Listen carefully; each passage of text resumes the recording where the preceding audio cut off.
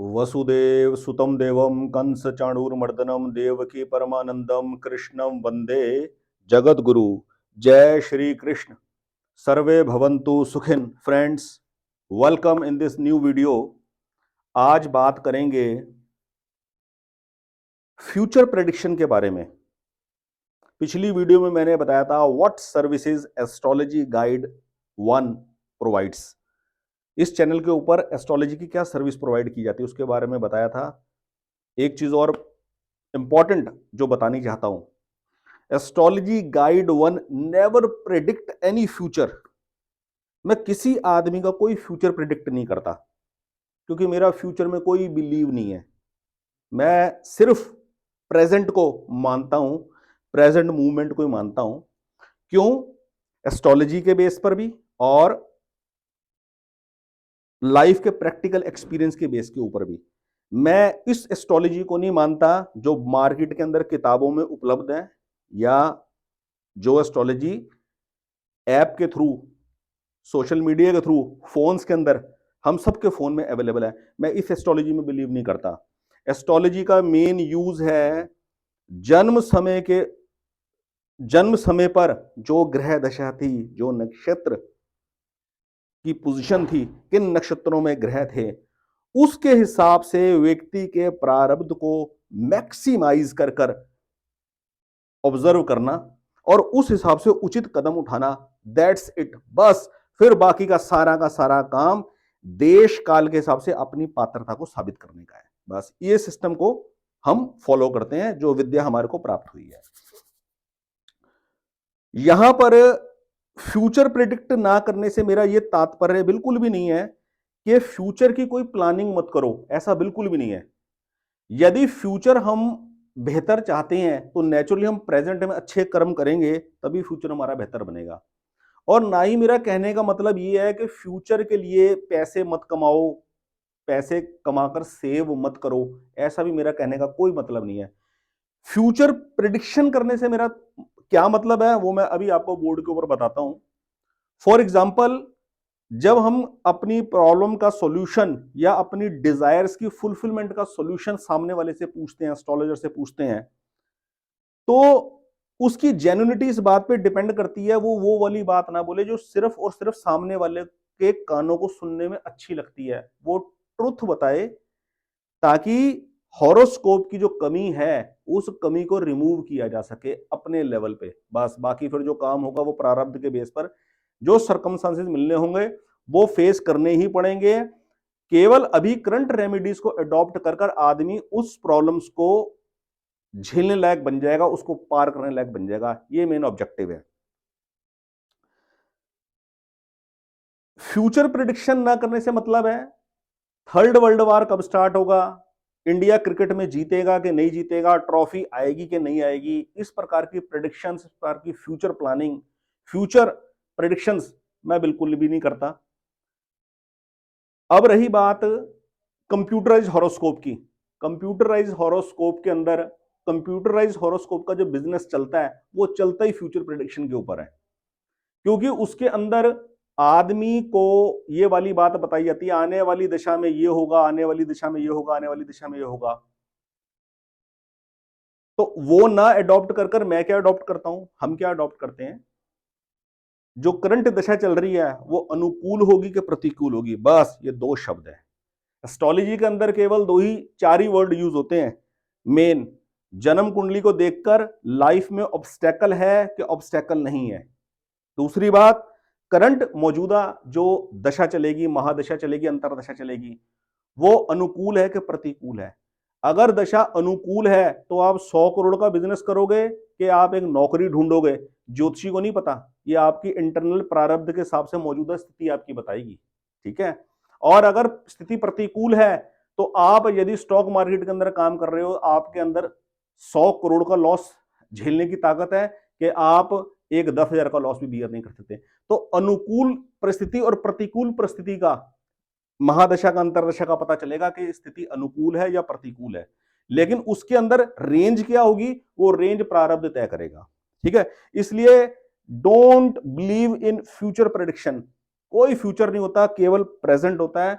हमारा केवल और केवल फोकस प्रेजेंट सिचुएशन के ऊपर होना चाहिए सही कर्म करने का।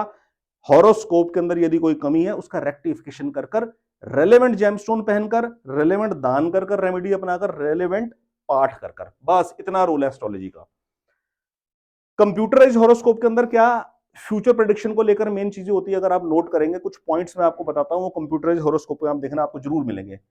जिस भी ग्रह की महादशा चल रही होगी उसके बारे में वो लिखेगा। यदि वो ग्रह पहले भाव में बैठा है, पांचवें भाव में बैठा है या नौवें भाव में बैठा है, बहुत अच्छा पॉजिटिव उसके बारे में लिखा हुआ, चाहे वो कोई सा भी ग्रह हो। मोस्टली आप देखेंगे 80-90% ये वाली बात निकलेगी। ठीक है, कोई भी ग्रह पहले भाव में, पांचवें भाव में या नौवें भाव में होगा वो उसकी पॉजिटिव प्रेडिक्शन करेगा। दूसरा पहलू होगा, यदि ग्रह दूसरे भाव में, तीसरे भाव में, चौथे भाव में, सातवें भाव में और आय भाव में, 11वें भाव में होगा, तब भी वो पॉजिटिव ही करेगा। उसके कंपैरेटिवली थोड़ी सी कम होगी पॉजिटिविटी, बट ऑलमोस्ट होगी। और कोई भी ग्रह छठे में, आठवें में या 12वें में बैठा होगा तो यही बताएगा नेगेटिव। छठे आठवें में रोग रण शत्रु पैदा हो जाएंगे, आठवें भाव में आकस्मिक घटनाएं हो जाएंगी, स्वास्थ्य खराब हो जाएगा, 12वें भाव के अंदर आदमी का व्यय अत्यधिक हो जाएगा। इसी प्रकार का लिखेगा, चाहे इसके अंदर गुरु बैठा हो, चाहे इसके अंदर राहु बैठा हो। ये है कंप्यूटराइज हॉरोस्कोप। मेरी बात आप पाएंगे 80-90% मैच करेगी आपको। ठीक है, और एंड में कंप्यूटराइज हॉरोस्कोप में भविष्यवाणी के नाम पर क्या करेगा, फ्यूचर प्रेडिक्शन के नाम पर क्या करेगा, आपका भाग्यशाली रत्न है नवम भाव का स्वामी जो होगा उसका नक बता देगा, पंचम भाव का जो स्वामी होगा उसका नक बता देगा, लगन भाव का जो स्वामी होगा लग्नेश का नक बता देगा। ये 3 रत्न आपके लिए भाग्यशाली है। लग्नेश को कहेगा ये आपका आजीवन भाग्यशाली रत्न है, और भाग्य को बढ़ाने के लिए आपको ये वाला नक पहनना चाहिए। और पंचम भाव के स्वामी का भी कोई ना कोई रीजन देकर ये वाला नक बता देगा। 3 नक प्रपोज कर देगा। 3 नक कभी जिंदगी में नहीं पहनने चाहिए, इवन 2 भी नहीं पहनने चाहिए। 2 भी बहुत रेयर केसेस में पहने जाते हैं, जब कोई खास मेटेरियलिस्टिक वर्ल्ड के अंदर आपने कंपटीशन फेस करना है। दूसरा मैं आपको बताऊं, फ्यूचर प्रेडिक्शन के ऊपर क्यों डिपेंड नहीं रहना चाहिए। फॉर एग्जांपल 25 से 30 साल की जो एज होती है वो सबसे ज्यादा सही डिसीजन लेने की एज होती है, 25 से 30 साल की।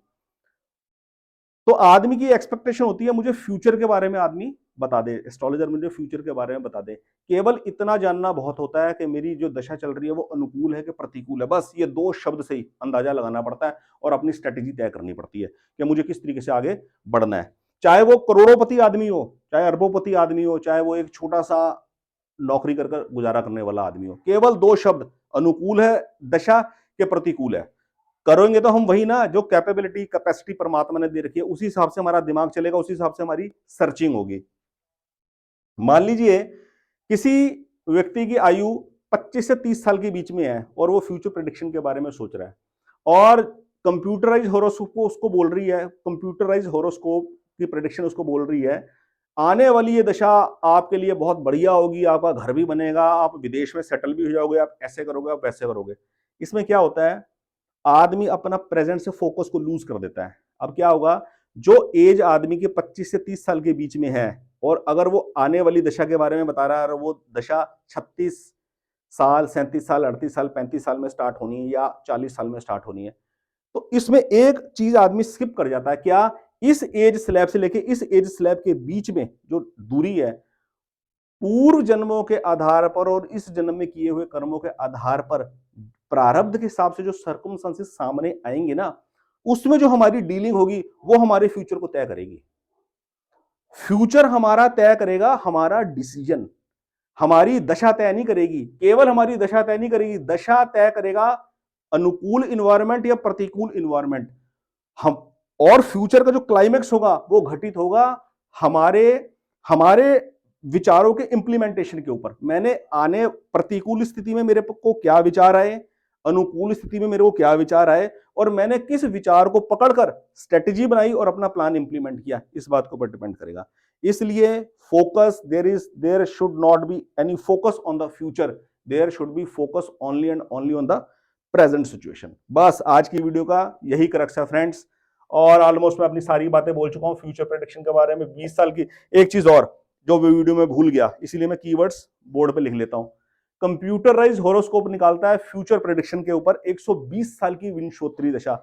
आपने देखा आज की डेट में कोई 120 साल वर्ष की आयु तक कोई आदमी व्यक्ति जीता है? नहीं। लेकिन फिर भी आदमी के माइंड में ये वाली बात नहीं आती, अरे क्या कंप्यूटराइज हॉरोस्कोप देख रहा हूं मैं, इसकी प्रेडिक्शन किस काम की है? मेरे कोई इसी काम की प्रेडिक्शन नहीं है। ठीक है। और दूसरा, छठे में, आठवें में, 12वें भाव में यदि कोई ग्रह बैठा होगा, उसकी दशा चल रही होगी, वो राहु केतु के साथ कंजक्ट अगर होगा, तो साथ में ऐसे वर्ड भी आप देखेंगे लिखा होता है, इस अवधि में आपको मृत्यु तुल्य कष्ट मिलेगा। ये मृत्यु तुल्य कष्ट क्या होता है?